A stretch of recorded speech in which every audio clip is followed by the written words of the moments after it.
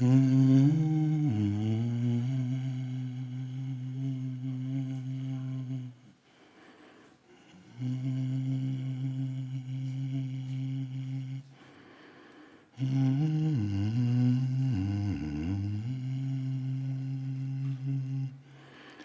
quel bleu, bleu, ce bleu. De quel bleu tu parles en fait? Je parle de ce bleu-là, le bleu violet, le bleu d'une grotte.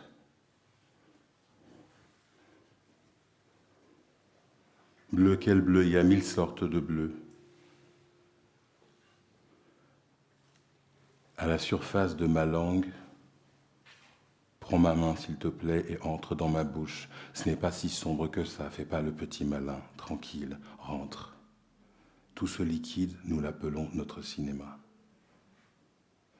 Vas-y, descends le long de ma gorge, vas-y, va tout au fond. Il y a un lac souterrain bleu pourpre de la couleur du sang indigo. Voilà, t'es posé, le film commence. Mon problème, c'est que je me rappelle de tout et je projette un cinéma dans la tête des gens. Bleu, de quel bleu tu parles en fait? De quoi? C'est quoi ton délire? De quel bleu tu parles? De ce bleu-là? Oh, le bleu des histoires liquides qui descendent le long de ta cuisse. 1000 veines, 1000 chemins. Tu m'as l'air bien fatigué, assis-toi. Assis-toi sur la rive du lac, où plus rien ne vit, il n'y a plus rien grand qui vit ici. Il y a des troncs, des racines d'arbres morts, des histoires de famille évidemment, des histoires secrètes, de la main bleue négative des histoires.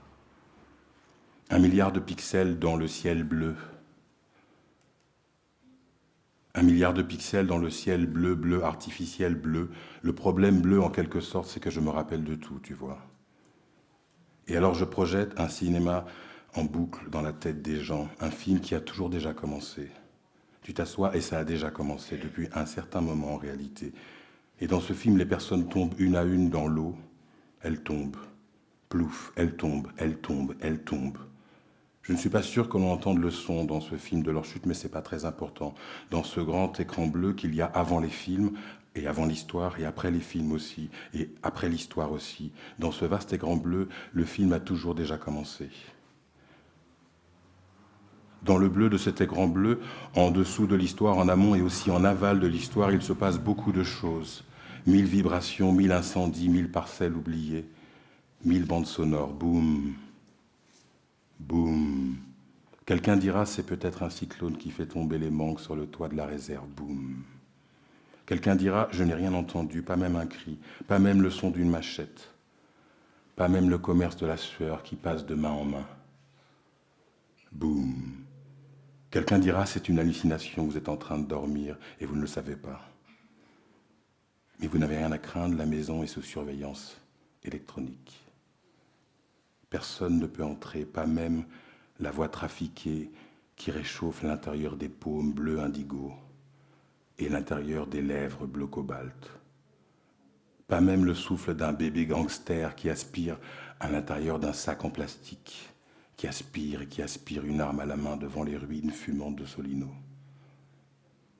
Pas même la langue qui lèche l'intérieur d'une conque, l'intérieur d'une grotte pleine d'échos, les hauts fonds d'un bas-ventre, l'intérieur aveugle d'une voiture, l'intérieur d'une machine à fabriquer des basses, pas même la plus gothique des trappes, pas même la plus misérable, et pas même le plus triste des blues ne peut glisser son chat habillé asthmatique à l'intérieur de toi.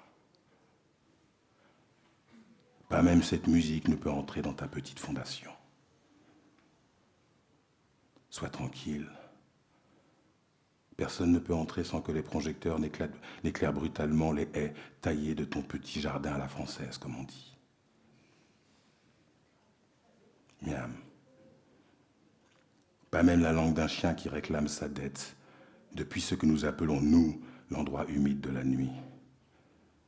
La nuit bleue, bleue est la nuit bleue est bleue.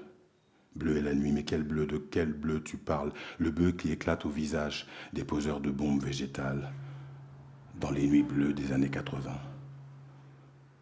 Boum. Ce n'est pas un coup de feu. Ce n'est pas la tête d'un homme du gong qui touche le sol, place de la Victoire. Ce n'est pas une femme du LKP qui essuie le sang sur sa bouche avec la manche de son chemisier. C'est tout à fait autre chose. Boum. Non, ce n'est pas même une musique, a dit le gouvernement. Ce n'est pas même un bruit, ce n'est pas même une langue. C'est quelque chose qui n'a pas de signification, qui descend depuis les mornes avec l'odeur de canne brûlée dans la peau et avec l'odeur de canne brûlée sur la peau, bleue, d'un Guasiwo noir-bleu à bout de force qui titube. Dans le déboulé, dans le vidé de lui-même, pas même les restes d'une grotte, pas même les restes d'un groupe à peau. Ce n'est pas du tout ça. Ce n'est pas du tout ce que vous croyez avoir entendu. Ce n'est pas un chant qui a le goût de la terre dans la bouche, la terre de Trois-Rivières, la terre de Petit Canal, la terre de Lens-Magritte, la terre de Capesterre. Dans la bouche des morts enchevêtrés qui descendent la rue sans, comme pas possible à cause de l'érosion des plages, à cause des tempêtes, à cause de la foutue chaleur qu'il fait, on n'a jamais vu autant de morts en sueur, qui descendent comme ça, en ville, sans chapeau. Les os couverts de terre et de sucre noirci, ils descendent en ville pour donner le coup de main. Et ils font des signes obscènes avec leurs phalanges nues et leurs ongles peints en bleu et rouge. Sac en plastique bleu ciel sur la tête qui divague dans le gaz du clairin et roule, roule, roule, roule, roule sur leur cage thoracique. Wow. Boum. Non, ce n'est pas un chant qui descend depuis l'intérieur des fonds, là où l'on chuchote en bas-feille. Ce n'est pas une langue de toute façon, c'est le goût de goudou, de la boue qui dévale, la terre liquide des cimetières improvisés. La terre bleue de celles qui sont mortes d'une façon qui n'est pas la bonne façon, avec des secrets coincés dans le ventre. Et ceux qui ne sont pas morts de la bonne façon, sans Jésus, enterrés la tête vers la côte du pays perdu,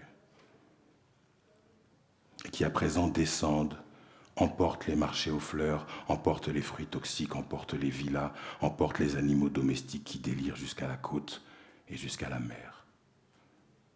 Voilà. Écoute maintenant. Boum. Quelqu'un dira, ce n'est rien. Tu peux continuer à dormir tranquille. Ce sont les cris d'oiseaux affamés. C'est tout. Les cris d'oiseaux fous qui volent au ralenti, le ventre rempli des cendres du marron révolté. Le ventre rempli de mauvaises graines prêtes à exploser en touchant le sol. Le ventre rempli de l'œil vert et de l'œil bleu de la rebelle qu'on appelait Solitude et qui s'appelait Rosalie. Le ventre rempli de la douleur et le ventre rempli du nerf de la jambe de sa mère, Bayangoumaï. Le ventre rempli de colère sur le sol bleu liquide de l'océan, bleu foncé, bleu est le sol incertain de la sueur d'un autre dans son passage du milieu à elle. C'est cela que transportent les oiseaux tombés des fromagers, goutte à goutte, bleu électrique, qui tachent le sol du jardin. Bleu vert bouteille, à peu près, au bord d'une rivière, ou bien c'est un lac, c'est difficile à dire, un lac sûrement, un lac immense. Mais toi, tu t'es endormi. Tu as oublié d'éteindre la télévision. Bon. On continue dans ton rêve. Il y a un visage familier posé sur l'eau, dans sa bouche des histoires un peu bizarres en boucle. Tu vois comme les somnambules, les fous savants de Pointe-à-Pitre à la recherche d'un truc bleu la nuit. Un visage sorti de la vase, bleu-verte, la peau est blanche, légèrement bleutée par la lumière du matin.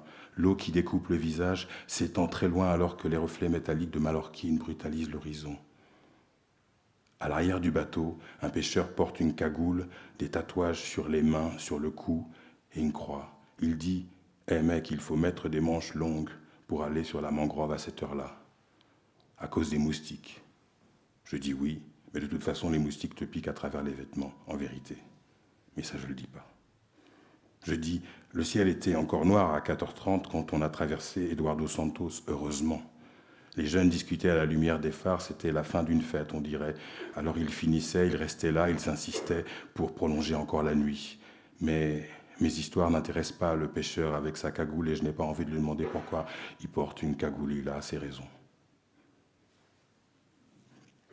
Le visage continue à flotter toujours sur l'eau à côté du bateau, alors que le jour arrive à la surface des bancs de sable encombrés d'oiseaux et de morceaux de plastique et de bois, dragués par la mer bleu-grise bleu. De quel bleu tu parles au fait? Je parle de ce bleu-là, le bleu de la mer bleu-gris, ce couleur métal. Tu peux presque avoir le goût de la couleur si tu regardes bien. Je ne veux pas savoir quel visage a le type. En réalité, il conduit le bateau et ça me suffit, ça n'a pas d'importance.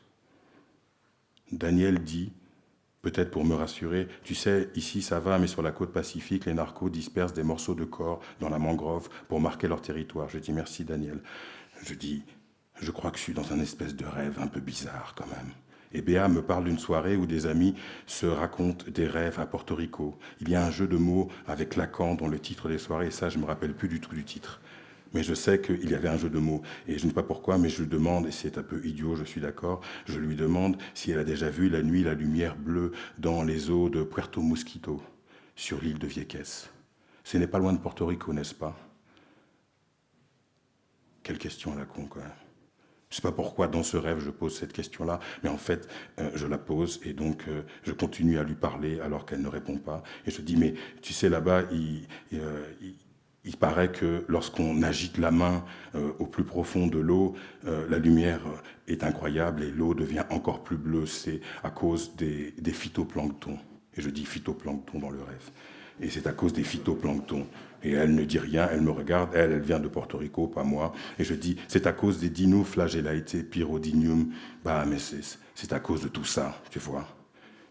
Je n'ai pas envie de parler de ça. En réalité, les îles de paradis et des noms latins des plantes, ce sont juste des histoires par-dessus, des histoires bleues qu'on agite, comme les phytoplanctons qu'on agite. Et alors, tout devient bleu, bleu brillant, bleu lumineux, bleu touristique. Tu vois? Je sais pas pourquoi, excuse-moi, je sais pas pourquoi je te parle de ça, c'est un peu idiot, je suis d'accord, vraiment, c'est idiot. Les îles de paradis n'existent pas, ce sont juste des histoires par-dessus d'autres histoires, je sais. Mais je sais pas pourquoi, dans ce rêve parfaitement idiot, Béa ne répond pas et après elle dit calmement, tu sais, en vérité, Vieques n'est pas une île de paradis. Tout ce bleu, quand tu agites l'eau à Mosquito Bay, ce n'est pas suffisant pour faire de cette île un paradis. Je veux dire, si tu crois à ces histoires de paradis sur Terre ou ailleurs, ça c'est comme tu veux, dans le ciel douillet par exemple, ou dans une grotte douillette où il y a 1000 échos, ce n'est pas le bleu lumineux dans l'eau quand tu agites et à cause des phytoplanctons ça devient encore plus bleu. Ce n'est pas grâce à ça qu'une île peut devenir une île soudainement de paradis. Je ne sais pas si tu comprends mon argument. Peut-être avant c'était possible, peut-être vraiment avant, je ne sais pas comment le savoir, avant à l'âge de pierre par exemple, ou à l'âge de bronze, ou avant, mais en 1941, quand les États-Unis ont installé ici leur base militaire et qu'ils ont commencé à tester des bombes boum. Toutes sortes de bombes qu'ils avaient, qu'ils inventaient tout le temps, des bombes petites, des bombes grandes, des bombes énormes, boum. Et le jour, boum, et la nuit, boum. Tu pouvais entendre des explosions, toutes sortes d'explosions d'assez loin. Tu les entendais, boum, des exercices de bombardement, des manœuvres, boum. Mais tu en avais toujours qui disaient, ce n'est peut-être que l'orage, ce n'est peut-être que des mangues qui tombent sur le toit de la réserve quelque part. Regarde comme l'eau est bleue quand on l'agite la nuit, et alors on regardait ailleurs pour se rassurer. Ça calmait nos angoisses. Et puis quelqu'un a dit, t'inquiète pas, c'est une île de rêve, une île de paradis à l'intérieur d'un rêve. N'ayez pas peur, tout va bien se passer. Et moi, je continue à regarder le type qui conduit le bateau avec une cagoule, et quand même, ça ne me rassure pas. Et pendant ce temps, les États-Unis stockaient des déchets, tout va bien se passer. Dans une mangrove du côté de Laguna Arenas, tout va bien se passer. Ailleurs, ils entraînaient à toutes sortes de combats, des combats qu'ils allaient mener ailleurs, boum, mais qu'ils préparaient ici, boum. Cette fois-ci, c'est bien un cri, n'est-ce pas? Je demande à Béa. Cette fois-ci, c'est bien un cri que j'ai entendu. Elle me dit oui, oui. En 1999, les habitants de Vieques se sont révoltés. Les habitants de Vieques n'étaient pas nombreux. Ils n'étaient pas nombreux, mais ils étaient décidés. Ils étaient courageux, décidés et courageux, mais pas nombreux. Les habitants de Vieques ont manifesté pour chasser la marine de l'île de Paradis. Enfin, pas le paradis de l'eau devenue bleue la nuit à cause des phytoplanctons, mais l'endroit où ils habitaient. Ils ont manifesté pour chasser les États-Unis de l'île où ils vivaient et les bombes des États-Unis. Ils voulaient les chasser avec les États-Unis eux-mêmes et les manœuvres et tout ce qui allait avec. Et en 2001, ils ont réussi.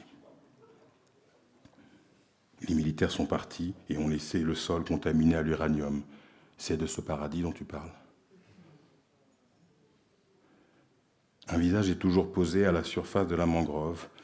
Pierrette fait la planche, dans l'eau, en chemise de nuit. Je trouve ça assez bizarre quand même. Vraiment, ce rêve, il est vraiment très très bizarre. Je ne sais pas ce qu'elle fait là, avec le visage calme, sa peau blanche et bleutée, la lumière du matin.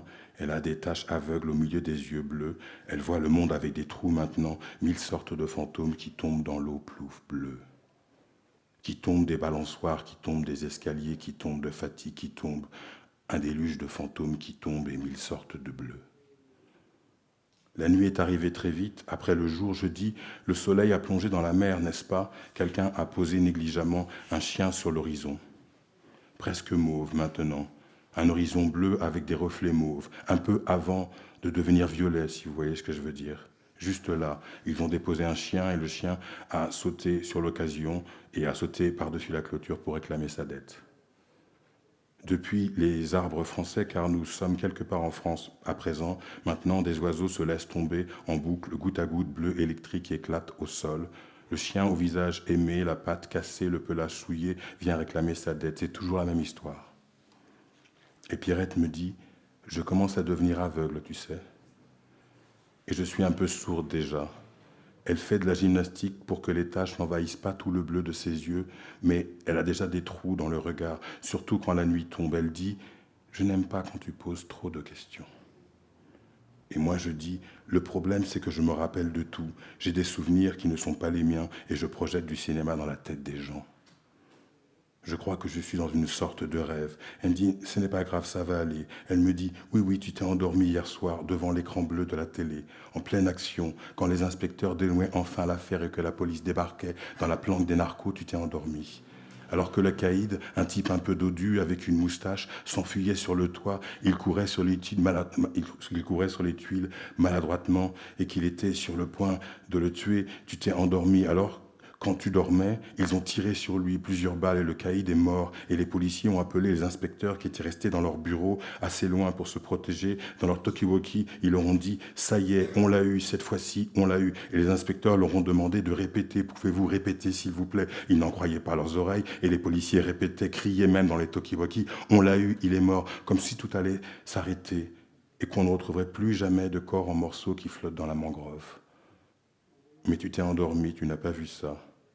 Moi, je lui dis, je crois que je suis dans une espèce de rêve. Alors elle dit, je crois que tu es très fatigué, c'est tout.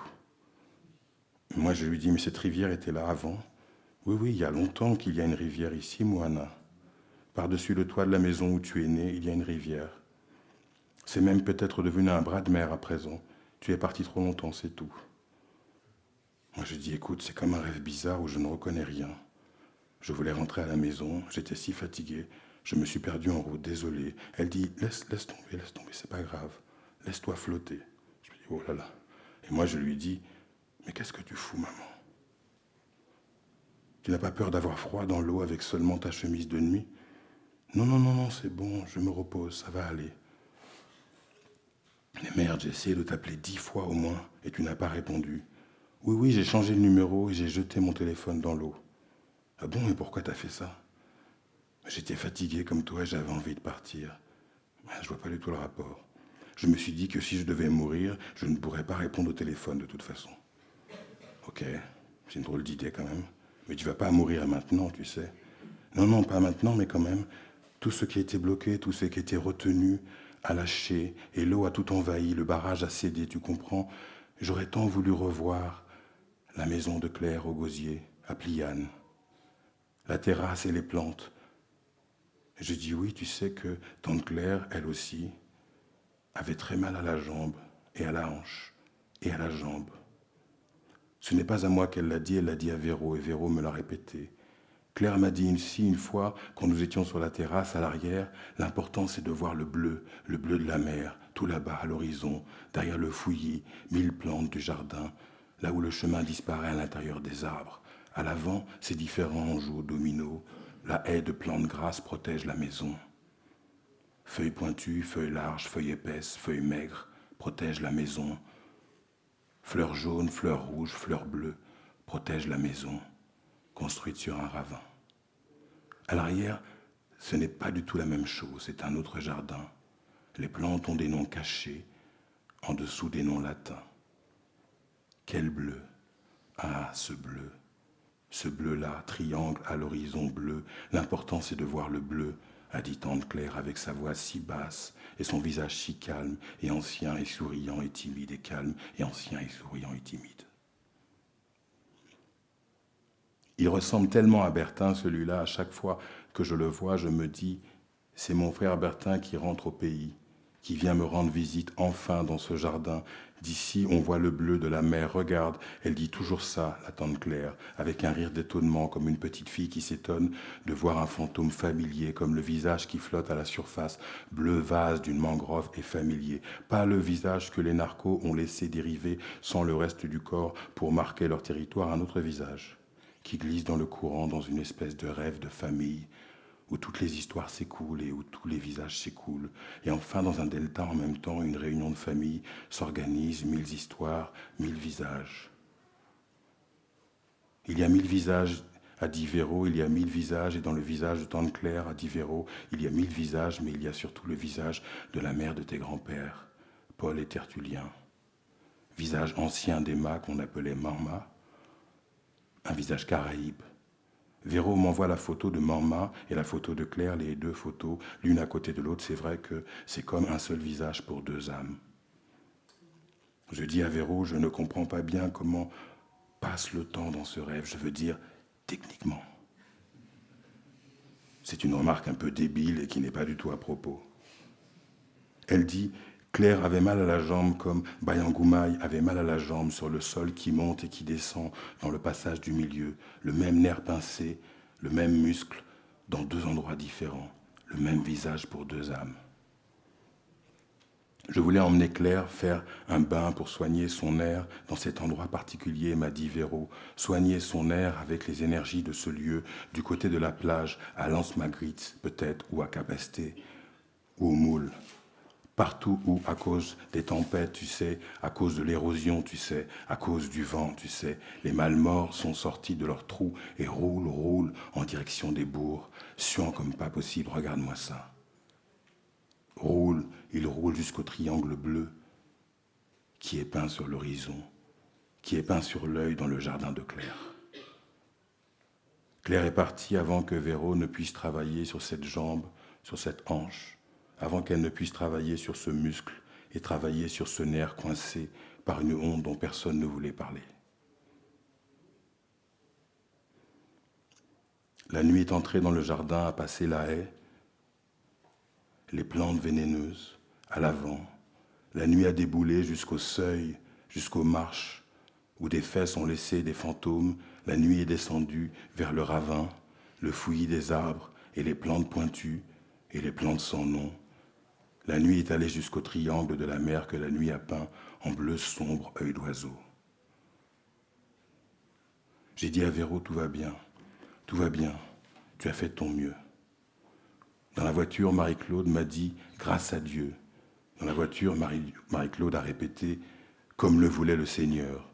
Je ne sais pas en fait ce qu'il voulait, en vérité. Alors j'ai dit, moi en tout cas, je suis sûr que tante Claire n'est pas un loup-garou.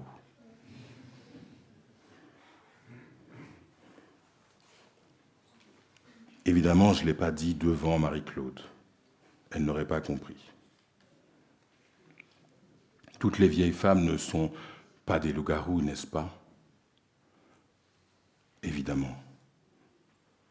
Mais j'ai dit à James qu'il ne fallait pas croire à cela. Lorsque j'étais enfant à Port-au-Prince, je n'aimais pas rester seul dans la même pièce que ma grand-mère la nuit, m'a dit James.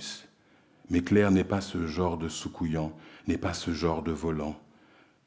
Simone m'a raconté un jour qu'il y a longtemps, il y avait à Goyave, tout près de sa maison, des hommes qui vivaient dans les arbres. Mais tu gardes ça pour toi, d'accord? Ce sont des choses que les chrétiens d'ici n'aiment pas entendre. Alors je dis que ce sont des contes, et que je suis conteuse. Simone est conteuse. Tu vois ce que je veux dire? Car les gens d'ici ignorent les histoires en dessous des histoires, les histoires bleues, les histoires des morts qui roulent sans baptême, les morts qui roulent de tous leurs os sur les toits. Ce ne sont pas des mangues qui tombent sur la tôle de la réserve, à cause d'un cyclone dont on ne sait pas encore le petit nom. Boum! Ce ne sont pas des mangues. Alors on dit, ce sont des contes. Les hommes dans les arbres, ce sont des contes. Les hommes dans les arbres qui parlent le langage des oiseaux, ce sont des contes. Les hommes dans les arbres qui parlent le langage des oiseaux et qui poussent des cris bizarres, ce sont des contes. Et les morts qui grêlent les toits de coups, ce sont les ombres. Et ce sont les contes. Moi, je les entendais quand j'étais petite, m'a dit Simone, et je pouvais comprendre ce qu'ils disaient, m'a dit Simone, quand le soleil tombait brutalement dans la mer et parfois ne revenait pas, ou seulement plusieurs jours plus tard, ce sont des contes. Tu comprends ce que je veux dire? Oui. Les volants et les soucougnants, des contes. Les morts qui déboulent sur la ville, des contes. Ta grand-mère n'est pas un loup-garou. Chacun est bien à sa place, rangé par le Seigneur. Tu as compris ce que je veux te dire? C'est OK? Moi je dis, c'est OK. Bleu, quel bleu, 1000 sortes de bleus qui ruissellent, 1000 eaux, 1000 vivants, 1000 morts, descendent les boulevards liquides, les enterrés sont déterrés pour un carnaval en Balamnéa. À Petit-Bourg, à Petit-Canal, à Pointe-à-Pitre, c'est peut-être Dean, c'est peut-être Inès, c'est peut-être Betsy. Ou bien c'est Christine, cousin Chuck a dit, c'est Christine. Et ma grand-mère me cache sous une voiture en attendant la fin de la tempête. Du côté du port, les tôles volent, et elle me cache là. Quand la police nous trouve, nous sommes vivants. Sous une voiture, nous sommes vivants. Elle s'appelle Christine, cette tempête. Enfin, je suis sur le point de me réveiller. Il n'y a plus de visage qui circule sur la mangrove. Le type qui conduit le bateau est rentré chez lui. Et tout le paysage est lentement envahi de sargasses. La sargasse envahit la mangrove. La sargasse envahit le rêve de famille humide bleu, brun, vert. Le bleu fossile de la côte s'étend de plus en plus loin.